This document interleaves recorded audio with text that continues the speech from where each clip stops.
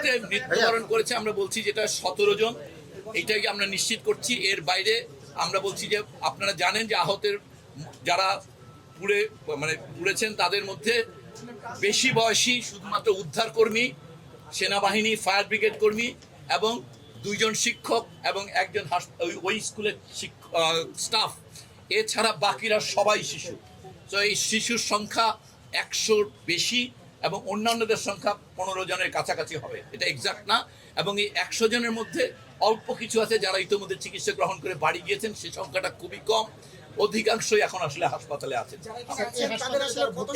এখানে যে 48 জন পঞ্চায়েত, তার মধ্যে 2 জন শুধুমাত্র অ্যাডাল্ট, বাকিরা সবাই 18-র নিচে। এই বার্ন সম্পর্কিত ব্যাপারটা উনি বলতে পারবেন। তারপর আপনাদের মোটা ধারণা বলছি যে আসলে এই বার্নের যে ধারণা উনি বলবেন বা যেটা বলা হয়, এটা একেবারেই প্রাথমিক মূল্যায়ন এবং এটা বাইরে থেকে দেখা।